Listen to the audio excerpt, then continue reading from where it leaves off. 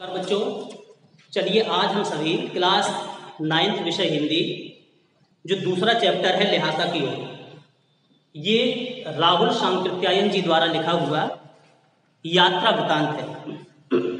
तो इस यात्रा वृतांत में लेखक ने अपनी प्रथम तिब्बत यात्रा का एक अंश प्रस्तुत किया है। लेखक सन 1929 और 30 में नेपाल के रास्ते तिब्बत गया था। उन दिनों भारतवासियों का तिब्बत जाना वर्जित था। उन्होंने भिकमंगे का ढोंग करके यह यात्रा की थी। भिकमंगों जैसा वेश बना करके ये यात्रा की थी। इस यात्रा वृतांत में उन्होंने तिब्बती समाज के विषय में जानकारी देने के साथ साथ तिब्बत की राजधानी ल्हासा की ओर जाने वाले दुर्गम रास्तों का भी वर्णन बहुत ही रोमांचकारी ढंग से किया है। चलिए अब शुरू करते हैं पाठ। वह नेपाल से तिब्बत जाने का मुख्य रास्ता है। जिस रास्ते से ये गए, नेपाल से तिब्बत जाने का मुख्य रास्ता है। फरी कलिंगपोंग का रास्ता जब नहीं खुला था, जो सुविधाजनक रास्ता था, जब वो रास्ता नहीं खुला था तो नेपाल ही नहीं, हिंदुस्तान की चीजें भी इसी रास्ते से आया जाया करती थी। हिंदुस्तान की चीजें भी इसी रास्ते से जाती थी। और ये रास्ता व्यापारिक ही नहीं था, व्यापारिक रास्ता तो था ही, व्यापारी लोग तो इस रास्ते से जाया ही करते थे।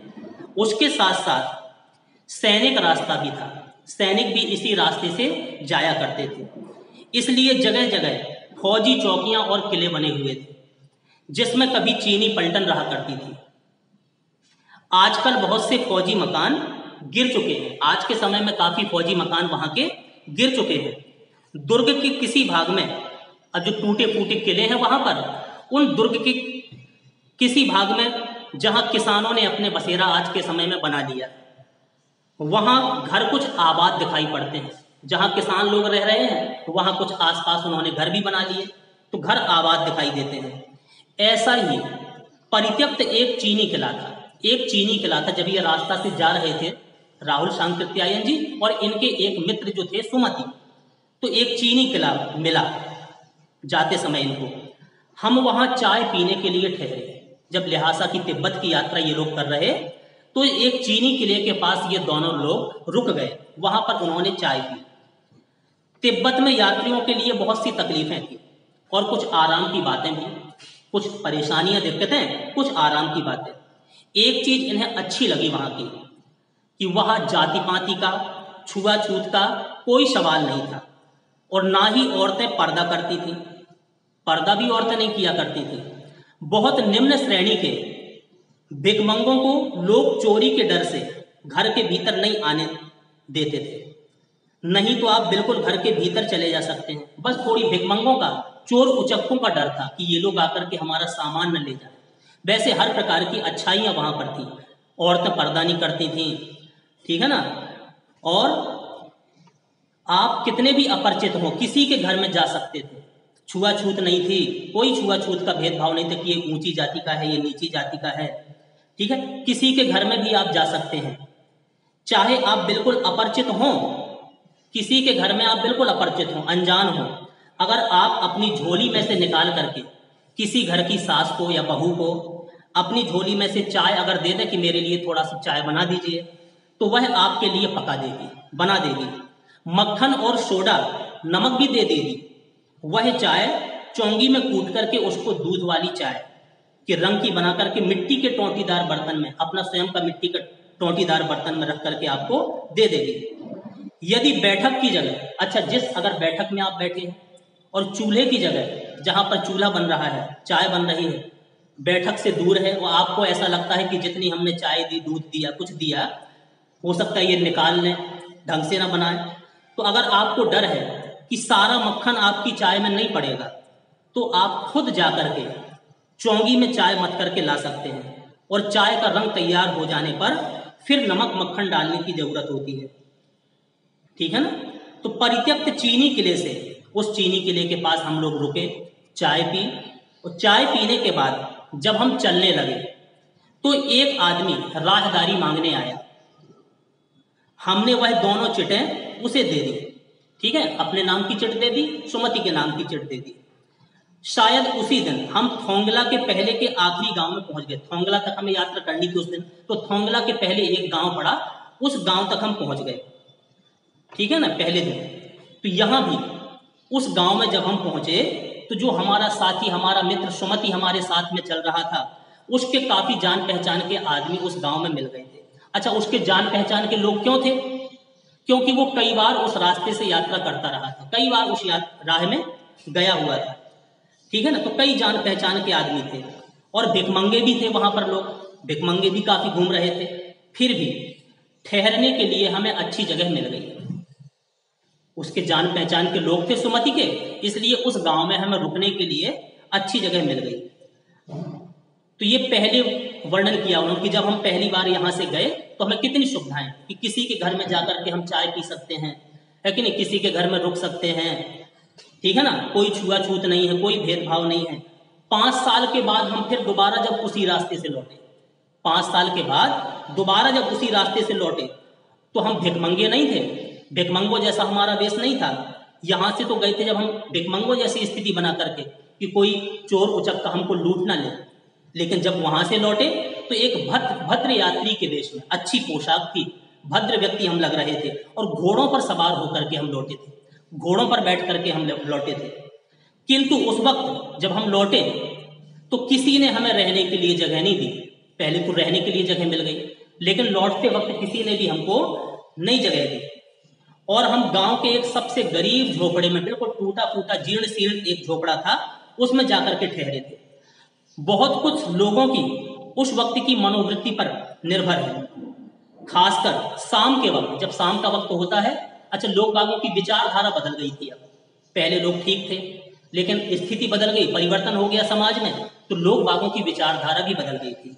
अधिकांशतः गांवों के लोग, आने जाने वाले लोग, शाम के वक्त छंग पी करके, छंग होता है नशीला पदार्थ जैसे भांग, शराब इत्यादि पी करके कम होश हवास रखते हैं, होश हवास पूरा खो देते हैं। चलिए, तो ये तो वर्णन किया दोनों तरफ का कि जाते वक्त कैसी स्थिति थी, आते वक्त कैसी स्थिति। लेकिन अभी हमें जाना है, अब जाने का वर्णन कर रहे हैं, जहां यात्रा करनी है लिहाजा थोंगला साइड।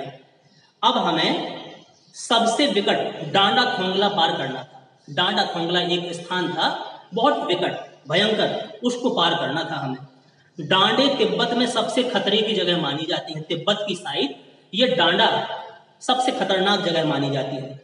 16-17 हजार फीट की ऊंचाई होने के कारण, 16-17 हजार फीट ऊंचाई होने के कारण दोनों तरफ 16-17 हजार फीट की ऊंचाई पर है ये टीले वाले स्थान, बहुत ऊंचे ऊंचे, ठीक है ना। तो दोनों तरफ मीलों तक कोई गांव गराव नहीं होता है, कोई गांव नहीं है मीलों तक, ये टीले ही टीले दिखाई देते हैं।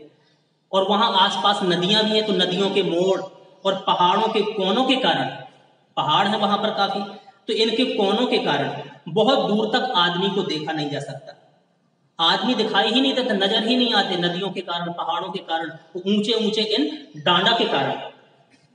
तो ऐसे निर्जन सुनसान स्थान डाकुओं के लिए बहुत उपयुक्त होते हैं, डाकुओं के लिए बहुत अच्छे रुकने की, छुपने की जगह होती है। तो डाकुओं के लिए यही सबसे अच्छी जगह है। तिब्बत के गांव में आकर के खून हो जाए, अगर जिस रास्ते से हम गुजर रहे वहां अगर खून हो जाए, तब तो खूनी को सजा भी मिल सकती थी जिस गांव में हम रुके हैं। लेकिन इस निर्जन स्थान पर, डांडा वाले स्थान पर, इस निर्जन स्थान पर मरे हुए आदमियों के लिए कोई परवाह नहीं करता कि ये मर गया है, भाई कौन है, कहां कोई पता करवाए।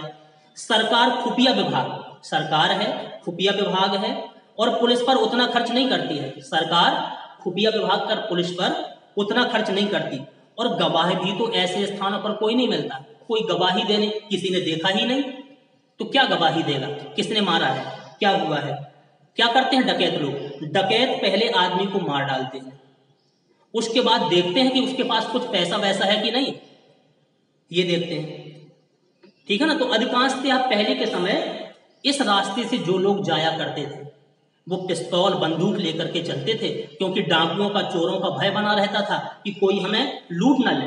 और पिस्तौल बंदूक लेकर के क्यों चलते थे, इसका एक कारण और है कि हथियार का कानून नहीं था पहले। जैसे आजकल गांव में लोग लाठियां लेकर के चलते हैं, किसान लोग लाठी लेकर के चलते हैं, तो हथियार का कानून ना रहने के कारण यहाँ के लोग लाठी की तरह, जैसे लाठी लेते हैं लोग वैसे ही पिस्तौल बंदूक लिए फिरते हैं, है कि नहीं। अगर डाकू सामने मिल गया तो डाकू ने अगर इनको नहीं मारा तो डाकुओं को भी अपनी जान गंवाने का खतरा है कि हमें डाकू हैं, हम चोर हैं, ये लोग पहचान गए, हो सकता है इनके हाथ में भी बंदूक है, ये भी हमें मार ना डालें, तो उनको भी अपनी जान का खतरा बना रहता है, ठीक है ना। अच्छा, तो गांव में हमें मालूम हुआ, जब उस गांव में हम पहुंचे डांडा के पास में, उस गांव में जब हमें लोगों ने बताया कि पिछले साल थोंगला के पास खून हो गया था, खून हो गया था। शायद खून की हम उतनी परवाह नहीं करते क्योंकि हम भिखमंगे थे, हमें कौन मारेगा। अच्छे जो भद्र यात्री जाते हैं अच्छी पोशाक पहने हुए, उनको डर रहता है कि हमारे पास सामान है, हमें कोई मार डालेगा। हम तो भिखमंगे जैसी स्थिति है, तो हमने परवाह नहीं की।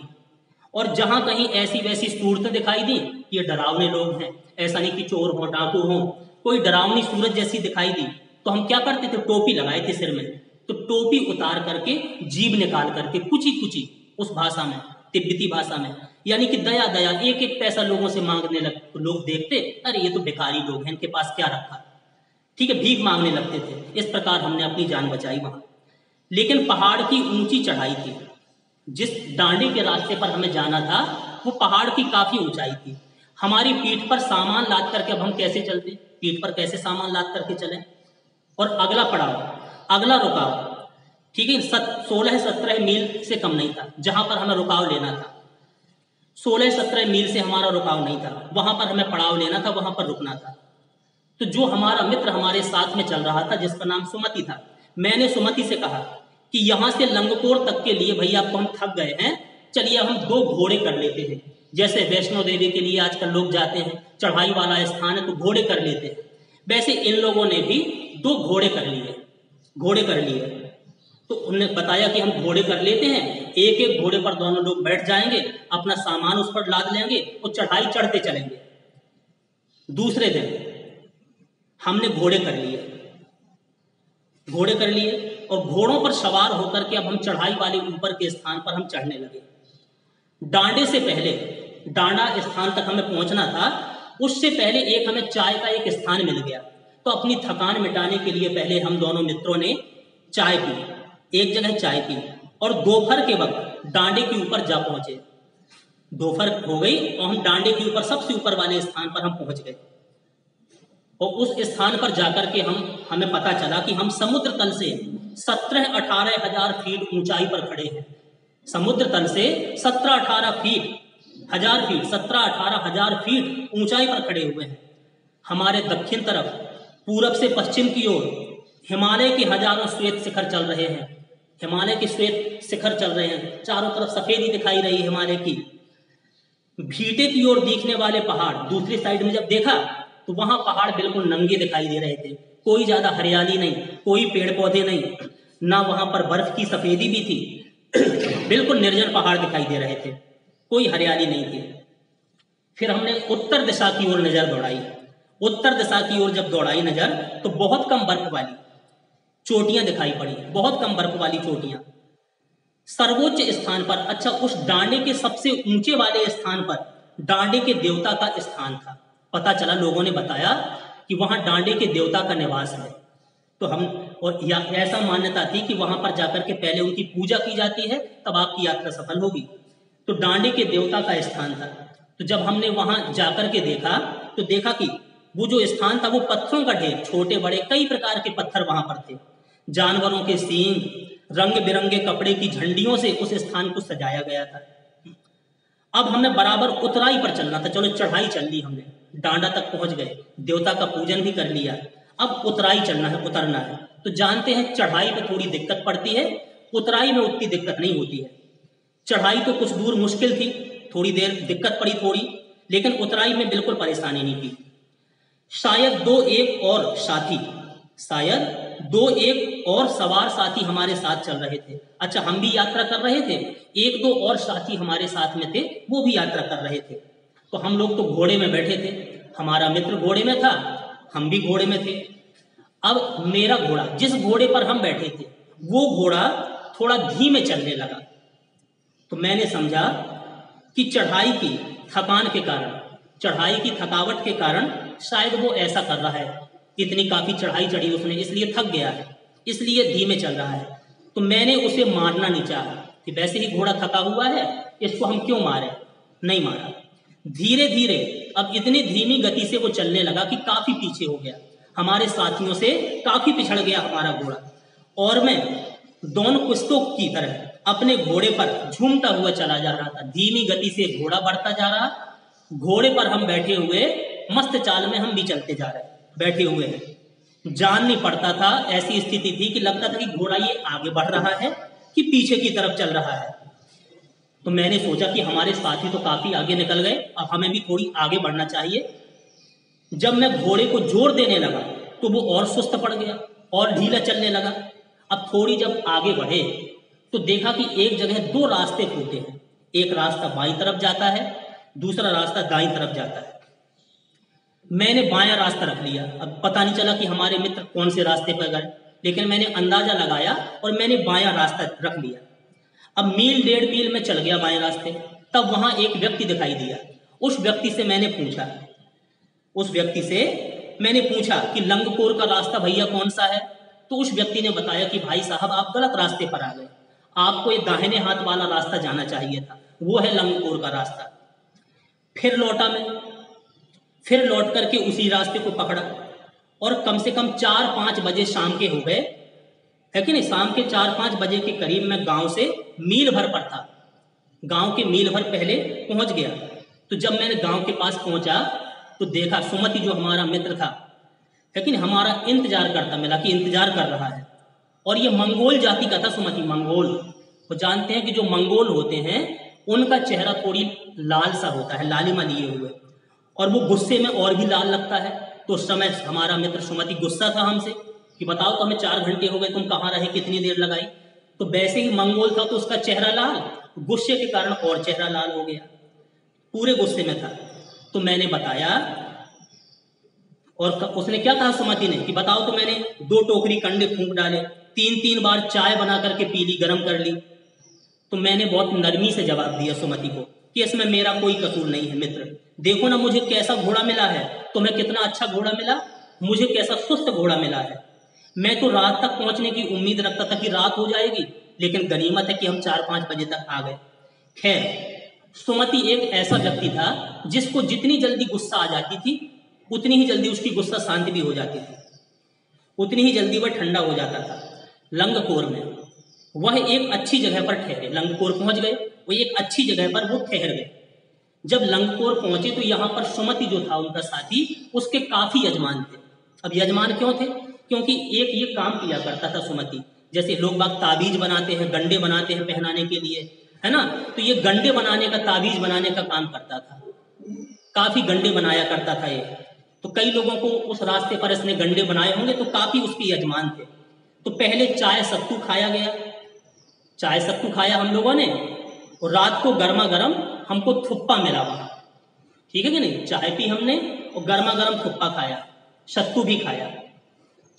चलिए अब आगे का वर्णन करते हैं। अब हम तिंगरी के विशाल मैदान में थे। तिंगरी एक स्थान था, उसके विशाल मैदान में थे। वो तिंगरी कैसा स्थान था, जो पहाड़ों से घिरा टापू सा मालूम होता था, पहाड़ों से घिरा हुआ टापू जैसा मालूम होता था, जिसमें दूर एक छोटी सी पहाड़ी मैदान के भीतर दिखाई पड़ती थी। एक छोटी सी पहाड़ी मैदान के भीतर दिखाई पड़ती, मैदान के बीचों बीच एक पहाड़ी है, ये दिखाई देती थी। उसी पहाड़ी का नाम, जो पहाड़ी दिखती थी उसी का नाम है तिंगरी समाधि गिरी, तिंगरी समाधि गिरी, ठीक है ना। तो जिस स्थान पर हम पहुंचे थे वहां जो आसपास के गांव थे, उन गांव में भी सुमति के काफी यजमान थे, सुमति के काफी यजमान थे। सुमति वहां भी गंडे ताबीज बनाने आया होगा, पहले कई बार निकला होगा, तो वहां भी काफी यजमान थे। और वो जिस गांव में हम लोग रुके वहां काफी उसके यजमान इकट्ठे हो गए। तो कपड़े की पतली पतली चिरी, पतली पतली सी उसकी धज्जियां जैसी काट करके, बत्तियों के गंडे उसके खत्म नहीं हो सकते थे, काफी लोग बैठे, उनको गंडे बांटना उसने शुरू कर दिए। क्योंकि बोध गया से लाए कपड़े के खत्म हो जाने पर किसी कपड़े से बोध गया का गंडा बना लेते थे, है कि नहीं। बोध गया के कपड़ा लिए रहते था वो, उसकी चिरी काट करके दे देता कि भगवान बुद्ध का ये गंडा है, पहन लीजिए, सब परेशानियां दुख दर्द आपके दूर हो जाएंगे। तो वह अपने यजमानों के पास जाना चाहता था कि मैंने यहाँ तो बांट दिए, आसपास में भी मेरे काफी यजमान हैं, चलो उनके पास भी हुआ हूँ, उनको भी गंडे बांटाऊं, ठीक है। तो मैंने सोचा कि भाई इसके तो आसपास में बहुत सारी यजमान हैं, लगभग 1-2 हफ्ता तो ये उधर ही लगा देगा। तो मैंने उनसे कहा कि जिस गांव में ठहरना हो, देखिए अभी आप तय कर लीजिए, किसी एक गांव में ठहर जाइए। ऐसा नहीं कि एक गांव में ठहर करके फिर आप 10 गांव के चक्कर लगाओ। जिस गांव में ठहरना हो उसमें भले ही आप गंडे बांट दो, खूब ताबीजें बांटो, खूब गंडे बांटो, मगर आसपास के गांव में मत जाना, आसपास के गांव में मत जाना, है कि नहीं। इसके लिए मैं तुम्हें लिहाजा पहुंच करके रुपए दे दूंगा, जो तुम्हारी कमाई गंडे देने में यहाँ पर हो रही है मुझसे ले लेना तुम, लेकिन किसी गांव में अब दूसरी जगह गंडे बांटने के लिए नहीं जाना। तो सुमति ने स्वीकार कर लिया, ठीक है भैया ऐसा ही करेंगे, बस इस गांव में ताबीजें बांट लें, गंडे बांट लें, और किसी गांव में हम लोग नहीं जाएंगे। दूसरे दिन चलो एक रात रुक गए वहां पर। अगले दिन हमने भैया ढूंढने की कोशिश की, लेकिन कोई ना मिला, कोई ना मिला। सवेरे ही चल दिए, सवेरा हुआ जैसे तो हम लोग चल दिए होते तो अच्छा होता, लेकिन सुबह सुबह हमारे यजमानों ने निकलने नहीं दिया। लेकिन अब 10-11 बजे की तेज धूप में, 10-11 बजे वहां उनकी यजमानों से हम फुर्सत हो पाए, निकल पाए। तो 10-11 बजे की तेज धूप में चलना पड़ रहा था। अब हमें 10-11 बजे तेज धूप में चल रहे थे, और तिब्बत की धूप, तिब्बत का रास्ता था, तिब्बत की धूप भी बहुत कड़ी मालूम होती थी, बहुत तेज कड़ी मालूम होती थी वहां की धूप। यद्यपि थोड़े से भी मोटे कपड़े से अगर हम सिर को ढक लें तो गर्मी दूर हो जाती थी, ठीक है। और ऐसा स्थान था वो कि जिस तरफ सूरज हो उसकी गर्मी से उस तरफ का हिस्सा तो गर्म हो जाता, और दूसरा तरफ का हिस्सा, पीठ वाला हिस्सा, ठंडा बना रहता था, ठीक है। फिर हमने क्या किया, ऐसे स्थान से जब हम लोग चल रहे थे, फिर हमने पीठ पर अपनी अपनी चीजें ला दी, डंडा हाथ में ले लिया, हाथ में डंडा लिया और चल पड़े। यद्यपि सुमति के परिचित तिंगरी में भी थे, ठीक है ना, जिस स्थान पर हम जा रहे थे उस तिंगरी नामक स्थान में भी सुमति के परिचित वाले लोग थे, लेकिन वह एक यजमान से और मिलना चाहता था। एक खास उसका यजमान था जिसको वो बहुत पसंद करता था सुमति। उसने कहा कि भैया हम किसी से ना मिलेंगे, लेकिन एक हमें अपने खास यजमान से और मिल लेने दो, ठीक। इसलिए आदमी मिलने का बहाना कर वो शेखर विहार की ओर चलने के लिए कहा कि हमें खास आदमी से मिलाने दो बस। तो शेखर विहार की ओर चलने लगा। तिब्बत की जमीन बहुत अधिक छोटे बड़े जागीरदारों में बटी हुई थी। जहां पर हम लोग रह रहे थे, रुक रहे थे, वहां की जमीन हमने पता की कि बहुत बड़े छोटे बड़े जागीरदारों में बटी हुई है। इन जागीरों का बहुत सारा हिस्सा मठों के हाथ में थे। मठ, बिहार में जो मठ हैं वहां के हाथों में, मठों के हाथों में, जहां पर बौद्ध धर्म के अनुयायी लोग रहते हैं, भिक्षु लोग रहते हैं, उनके हाथों में काफी जमीन है उस स्थान की। अपनी अपनी जागीर में हर एक जागीरदार, जहां जिसकी जो जागीर है, अपनी अपनी जागीर में हर एक जागीरदार कुछ खेती खुद भी कराता है, ठीक है कि नहीं, जिसके लिए मजदूर बेगार मिल जाते हैं। कुछ तो स्वयं खेती करते हैं, कुछ नहीं कर पाते हैं, ज्यादा खेती है तो मजदूरों के द्वारा भी खेती कराई जाती है, ठीक है। अब मजदूर लोग खेती अच्छी तरह से कर रहे हैं, उसकी देखभाल अच्छी तरह से कर रहे हैं कि नहीं कर रहे हैं, तो खेती का इंतजाम देखने के लिए वहां कोई भिक्षु भेजा जाता है, भिक्षु भेज देते थे, जो जागीर के आदमियों के लिए राजा से कम नहीं होता था। जागीर के जो आदमी थे, अगर मठ से कोई भिक्षु गया खेती बाड़ी देखने के लिए, तो उसका सम्मान जैसे राजा का सम्मान लोग करते हैं, राजा के सम्मान जैसा उसका सम्मान होता था, राजा जैसा उसको लोग मानते थे भिक्षु को, जो मठ में रहते थे।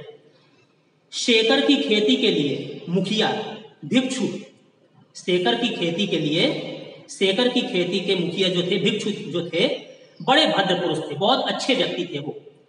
वह बहुत प्रेम से मिले। जब हम लोग उनके पास गए, थोड़ी मुलाकात की, तो बड़े प्रेम भाव के साथ वो हम लोगों से मिले। हालांकि उस वक्त मेरा वेश ऐसा नहीं था कि उन्हें कुछ भी ख्याल करना चाहिए कि ये चोर डाकू होंगे, कुछ भी होंगे। अच्छी वेशभूषा हम लोगों की थी। यहाँ एक अच्छा मंदिर था। अच्छा, जब हम उन लोगों से बातें कर रहे थे, कुछ आगे बढ़े तो वहां एक मंदिर दिखाई दिया। एक मंदिर था जिसमें जब हमारा मित्र सुमति उस मंदिर के पास में गए, तो जिसमें कनूजर कहलाते हैं भगवान बुद्ध के उपदेश, है कि नहीं, बुद्ध वचन, भगवान बुद्ध ने जो उपदेश दिए हैं उनका अनुवाद की हुई पोथियां वहां पर रखी हुई थी। हस्तलिखित पोथी रखी हुई थी काफी, जो 15-15 शेर से कम नहीं थी। एक पोथी 15 सेर की थी, इतने इतने वजन की एक एक पोथी रखी हुई थी। सुमति ने फिर आसपास अपने यजमानों के पास जाने के बारे में पूछा कि भैया जिस मंदिर में हम बैठे हैं इसके आसपास भी हमारे काफी यजमान हैं, क्या हम थोड़ा उन यजमानों से मिलाएं? तो राहुल सांकृत्यायन जी ने कहा कि हाँ ठीक है, क्योंकि उस समय ये पोथी उठा करके पढ़ रहे थे, बहुत अच्छी लग रही थी, बहुत उनका ज्ञान अर्जन हो रहा था, ज्ञान बढ़ रहा था भगवान बुद्ध के उपदेश की लिखी हुई पोथियों के द्वारा। तो उन्होंने कहा कि हाँ चलेगा, क्योंकि उस समय मैं अब पुस्तकों के भीतर था, पुस्तक पढ़ रहा था, पुस्तकों का ज्ञान प्राप्त कर रहा था, इसलिए मैंने सुमति को जाने की अनुमति दे दी। दूसरे दिन वह गए, तो मैंने समझा कि ये 2-3 दिन के बाद आएंगे, अब तो बहुत सारे यजमान हैं इनके, लेकिन वह उसी दिन, जिस दिन सुबह गए उसी दिन दोपहर बाद यानी कि शाम के वक्त वापस भी आ गए, उसी दिन आ गए। तिंगरी गांव वहां से बहुत दूर नहीं था, तिंगरी गांव दूर नहीं था। हमने अपना अपना सामान, अब जब वापस हमारा मित्र आ गया तो हम दोनों मित्रों ने अपना सामान पीठ पर उठाया और भिक्षु नमसे से, जो भिक्षु थे उस मंदिर में निवास कर रहे थे, आसपास में जो मठ बने हुए थे, उन भिक्षु नमसे से हमने विदा ली और हम चल पड़े। ठीक है ना? तो ये पाठ था आपका लिहासा की ओर। अब इस पाठ के कुछ प्रश्नोत्तर आप देख लीजिए, महत्वपूर्ण प्रश्नोत्तर। जो पहला प्रश्न आपका दिया हुआ है कि थोंगला के पहले के आखिरी गांव पहुंचने पर भिखमंगे के वेश में होने के बावजूद लेखक को ठहरने के लिए उचित स्थान मिला। भिखारी जैसा वेश था, फिर भी स्थान मिल गया रुकने के लिए, लेकिन जब दूसरी बार यात्रा करके लौटे तो अच्छा वेश था, भद्र वेश धारण किए थे, लेकिन रुकने का स्थान उनको नहीं मिला। ऐसा क्यों? तो इसका उत्तर आप लिख सकते हो कि थोंगला से पहले के आखिरी गांव पहुंचने पर भिखमंगे के वेश में होने के बावजूद भी लेखक को ठहरने के लिए उचित स्थान मिला। क्यों? क्योंकि उनके साथ मंगोल भिक्षु सुमति था, मंगोल भिक्षु सुमति था, जिसकी वहां अच्छी जान पहचान थी, लोग उसको जानते थे। श्रद्धा भाव के कारण लोगों ने उनके ठहरने का उचित प्रबंध भी कर दिया, लेकिन 5 साल के बाद जब उसी रास्ते से वो लौटे और घोड़े पर सवार थे, अच्छा वेश धारण किए हुए थे, लेकिन लोगों ने किसी अनिष्ट होने की आशंका की, कोई खतरा ना हो, है कि नहीं, जाने कौन ये है, किसको साथ लिए हैं, तो अनिष्ट होने की आशंका से उन्हें ठहरने के लिए स्थान नहीं दिया गया। दूसरी बात आप ये लिख सकते हैं कि विचारधारा लोगों की बदल गई, पहले मानसिकता कुछ और थी, अब मानसिकता कुछ और हो गई, इसलिए नहीं रोकने दिया। ठीक, तो इस तरीका से आप इसका उत्तर लिख सकते हो। जैसे एक प्रश्न और पूछा गया है, उस समय के तिब्बत में हथियार का कानून न रहने के कारण यात्रियों को किस प्रकार का भय बना रहता था? हथियार का कानून नहीं था तो यात्रियों को, जो राहगीर होते थे, किस प्रकार का भय उनको बना रहता था? तो उस समय तिब्बत में हथियार का कानून ना होने के कारण लोग लाठी की जगह पिस्तौल और बंदूक लेकर के चला करते थे। दुर्गम घाटियों और हथियारों के कानून के ना होने के कारण डकैत राह चलते लोगों को पहले मार डालते थे और फिर उनका जो सामान होता उनको ले लेते, तलाशी करके, तलाशी लेते, उनकी जो सामान निकलता वो ले जाते थे। तो हर समय लोगों को, रास्ते से गुजर रहे लोगों को हर वक्त अपने प्राणों पर खतरा मंडराता मालूम होता था कि खतरा ना हो जाए कोई, इसलिए क्या करते थे, ये लेकर के चलते थे। ठीक है ना? यानी हथियार का कानून ना होने के कारण इस प्रकार लोगों को भय बना रहता था। हथियार का कानून नहीं था तो बंदूक लेकर के, लाठी लेकर के, पिस्तौल लेकर के लोग चलते थे और चोर डाकुओं का भय उनको हमेशा उस रास्ते पर बना रहता था। अच्छा, तीसरा प्रश्न है, एक महत्वपूर्ण प्रश्न है कि लेखक लंगकोर के मार्ग में अपने साथी से क्यों पिछड़ गया, किस कारण पिछड़ गया? तो आप लिख सकते हो इसका उत्तर कि लेखक लंगकोर के मार्ग में दो कारणों से अपने साथियों से पिछड़ गया था। एक तो यह कि वह जिस घोड़े पर सवार था, जिस घोड़े पर बैठा था लेखक, वह बहुत धीमी गति से चल रहा था। लेखक ने समझा कि थकावट के कारण उनका घोड़ा धीमे चल रहा है, थकान हो गई है, जिस कारण उन्होंने उसको मारना भी उचित नहीं समझा और बहुत पीछे रह गया। ठीक है, एक कारण तो ये पीछे होने का है। दूसरा कारण यह है कि एक जगह पर दो रास्ते मिल गए, एक रास्ता बाईं तरफ, एक रास्ता दाईं तरफ, दो रास्ते नजर आए। लेखक एक रास्ते पर चल गए, गलत रास्ता लेखक ने चुन लिया। है कि नहीं। जाना था दाएं पर, उसने बायां वाला रास्ता चुन लिया, और काफी दूर जाने पर तब उसको पता चला कि उसे तो दूसरे वाले रास्ते पर, बाईं साइड वाले रास्ते पर जाना था, पर वहां से वापस आकर उसने दूसरे रास्ते को अपना लिया था। तो ये लिख सकते हैं कि एक रास्ता उसने गलत रास्ते का चुनाव कर लिया, इस कारण से उसका घोड़ा पीछे हो गया। तो ये दो कारण आप लिख सकते हो। ठीक, एक प्रश्न और सुन लीजिए। अपनी यात्रा के दौरान लेखक को किन कठिनाइयों का सामना करना पड़ा? अपनी यात्रा के दौरान लेखक को किन कठिनाइयों का सामना करना पड़ा? तो अपनी तिब्बत यात्रा के दौरान लेखक को अनेक कठिनाइयों का सामना करना पड़ा। लिख सकते हैं उत्तर में, इस समय भारतीयों को तिब्बत यात्रा की अनुमति नहीं थी, पहला कारण। इसलिए लेखक को भिखारी का छद्म वेश धारण करना पड़ा, भिखारी का वेश धारण करना पड़ा, ये दिक्कत आई। लिहासा की ओर जाने वाला रास्ता बहुत ही दुर्गम था, कठिनाई भरा था, ये दिक्कत आई।